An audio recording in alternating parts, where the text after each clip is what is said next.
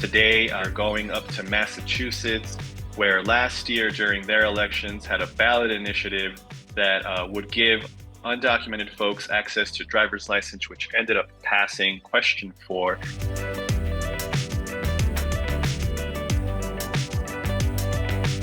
We're incredibly excited today to have Lenita Reason of the Brazilian Workers Center talk a little bit about what this implementation is going to look like, how it will impact undocumented communities and beyond in Massachusetts. But Lenita, thank you so much for joining us. Thank you. Thank you for having me. It's a pleasure to be here and to talk to you about this victory, right? That took us over 2 decades to accomplish. Can you tell us a little bit about the Brazilian Workers Center, where it began or when it began, and a little bit about the work that y'all do there? Sure. So the Brazilian Workers Center was founded by workers, for workers back in 1995. So actually, they started getting together in 1993, but by 1995, the organization was formally registered with the state and get the status of a nonprofit organizations. So there was workers, Brazilians. We have that has been live here at that time. Didn't know where to go to look for their rights. They was having problems with wage theft, and so they start getting together and organizing and trying to talk with the employers to get their work paid, and then they end up forming, co-funding the Brazilian, at that time, Immigrant Center. And then the Brazilian Immigrant Center in 2015 became the Brazilian Workers Center. So the Brazilian Workers Center has been supporting workers in many different issues. Even the core work is labor laws, fighting against wage theft and retaliation, other types of issues at the workplace. But we do a lot and specifically change our work to change policies, because sometimes that's what's needed to keeping doing what we do it.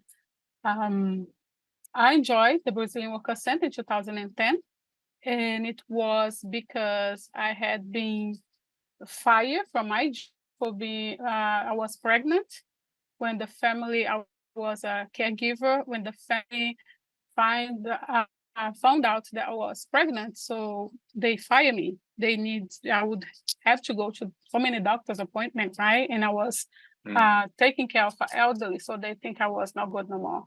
And at the time, was no laws that protect domestic workers. So I start volunteer here at the Brazilian Workers Center. We are in organizing, starting that summer, organizing, and we passed the Domestic Worker Bill of Rights in Massachusetts.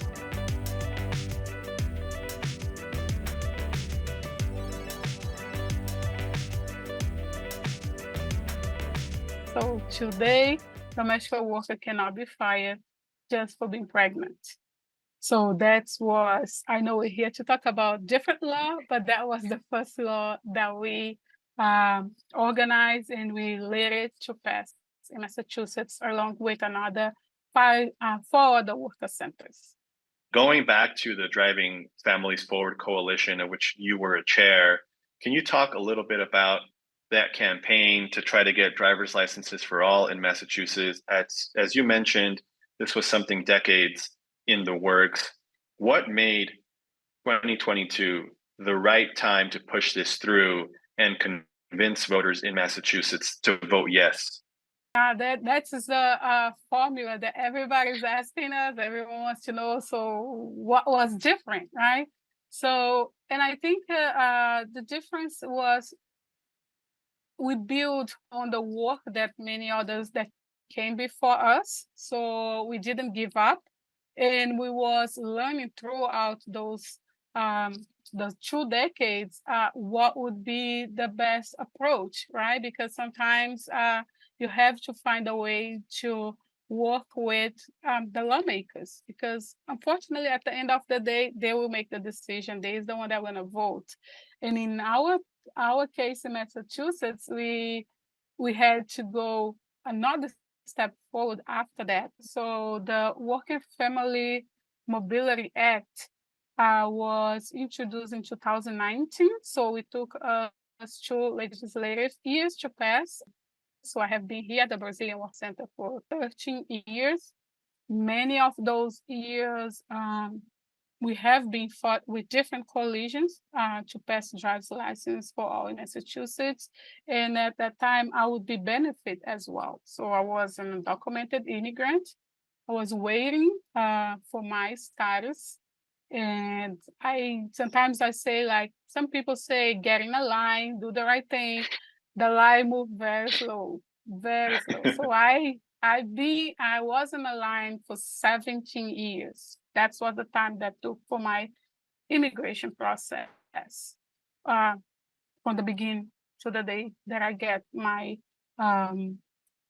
green card. So the day that I had the yes for my green card was an anniversary, 17th anniversary of my application. Wow. Yes. Wow. So yeah, exactly. There was January 13th is the anniversary of my application. So and I living in Massachusetts, being undocumented, having family here. I have a son that born here.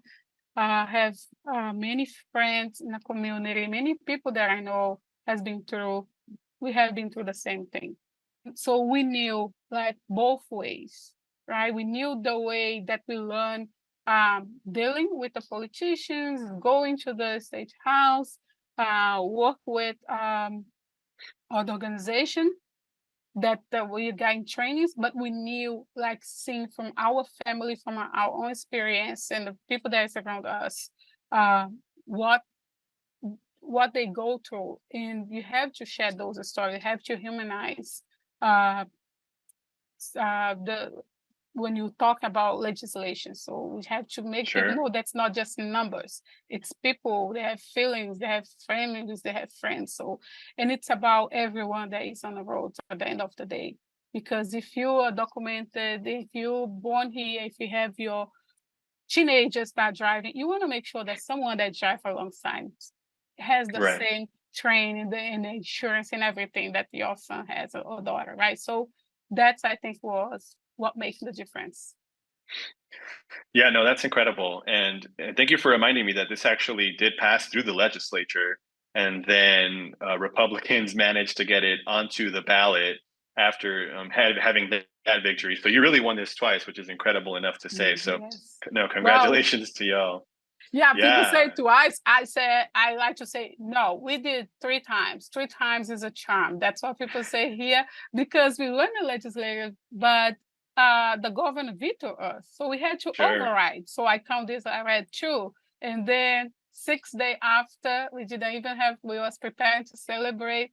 And then the Republican pair came and tried to get away from us. So we didn't have the taste. So we said, okay, let's start a new campaign. And then we started. First, we did a decline to sign for the summer, and then from September to November, we had 2 months.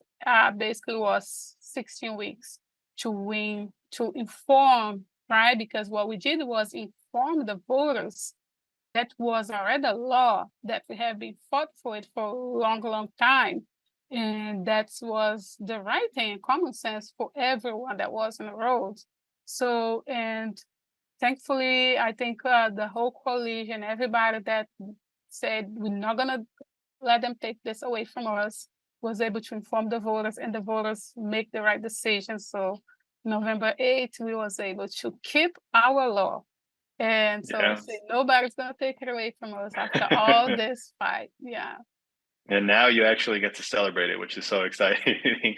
And going Finally. back, yeah, I can't wait to see the lines of folks actually applying for their driver's licenses and the excitement of taking the test. It's going to be incredible to witness. But going back to the campaign, just super quickly, if you're able to, how important was it to have different voices, not only those of impacted individuals, but those whose lives wouldn't be impacted directly, like they wouldn't benefit from the driver's licenses because maybe they're citizens?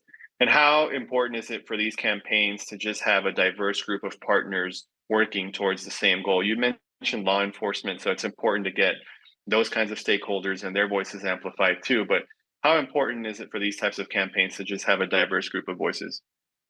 Well, I think it's very important because you can, like, when I say law enforcement, they're the one that deal with the focus that are driving every day, right? So when we was able to uh, kind of educated them that undocumented person actually has a documented, right? So it's just don't have in this country. And because there was like, how someone's gonna prove who they are?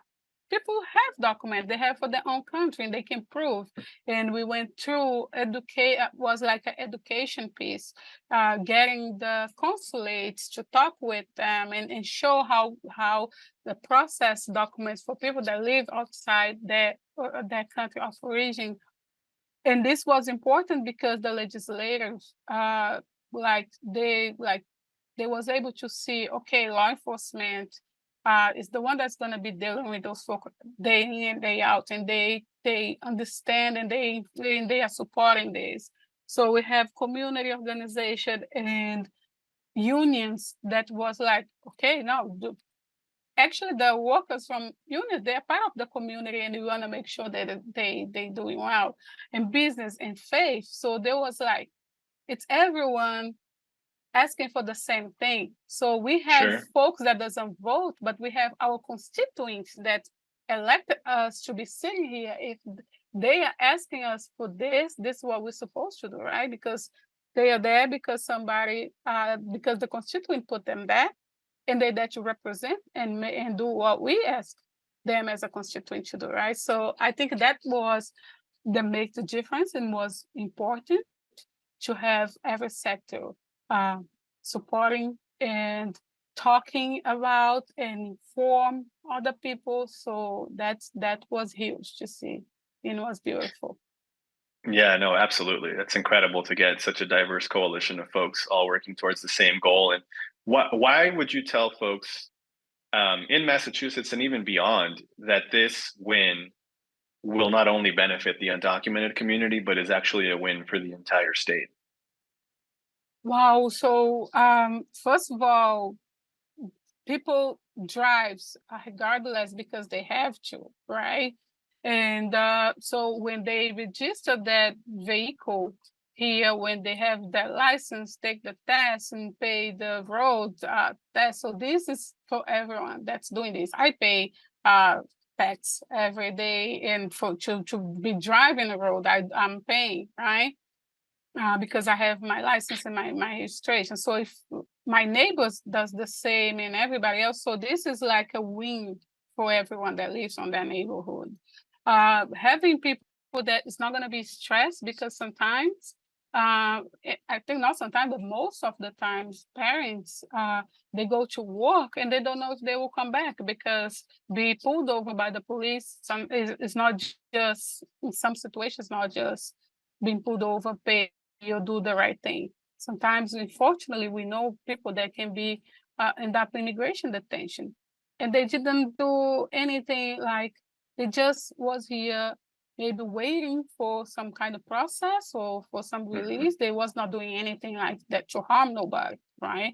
mhm, Um, mhm. and that's I think what makes the difference. And then these are the people that is doing the work. This is someone that during the pandemic was working when everything shut down. This is the focus that was cleaning hospitals, the focus that was cleaning the that works on airports, is the people that was the farm workers that was there working, so we could get food and vegetables and everything in the supermarket. And Sure, they was putting risk in being driving, like doing carpool, and if one person sick, they can get you're in a van with 15, everybody's gonna be sick. So, mhm. and then who suffers? We suffer because then that's when things go up, prices go up if you don't have people that is doing the work, right? If you don't have um so I think that's why we say if you live here, so you are impacted, direct or indirect. So, and why not having everything easier, fixed? Because this would be something that could have been done long time ago. Unfortunately, it Sure. took 2 decades, but it's something that I think is want to improve everybody's. that live in Massachusetts lives. No, that's fantastic, and I think you're right. And one question I've been asking folks in Arizona and Minnesota, and now I ask of you. I live in Texas, and we are going through a moment now where we have to play a lot of defense. There's a lot of anti-immigrant bills coming through, and sometimes it feels hard, and sometimes it feels like there's little hope for progress. Just what quick message might you have for folks in states like Texas and Florida who are kind of going through their own struggles of keeping the hope and keeping in the fight, knowing that even if it takes a while, you can get to wins, and y'all are proof positive of that. So any sort of message that you might have for states that are going through a moment of anti-immigrant policies being passed? Well, I would say it's okay. Sometimes you just feel like I'm so tired, so this not go anywhere. It's okay that we are human, and sometimes we feel like this. But take your moment and just come back stronger. Don't give up. Don't give up, because if you believe that you can do something and you work towards this, you will get it. So sometimes my mom is 89, and she always tell me everything has the right time. Especially Mm. when I was here that for many years that I will be able to see her, and she was like, on the right time we're gonna get together. So things take sometimes our time is different than the time for things that are gonna happen. But don't give up. Keep keep pushing through it, Okay, and I'm you'll gonna get I'm it. gonna stick to that. You'll I'm going to get it. listen to your mom's words. I think they're very inspiring, and I think you're right, because we have to go through that too here in Texas. And I know that I won't give up, and a lot of folks here will fight for a better state. So thank you for that. And one final question that we had for you, Lenita, is, as we mentioned when we started our conversation, by the time this is live and on the internet, the law would have been in effect, so people would have already started applying for driver's license. But if you can give us a sense of what that would actually look like, how can folks in the state take advantage of this law, and how many people do you think it'll end up impacting once it's all fully implemented?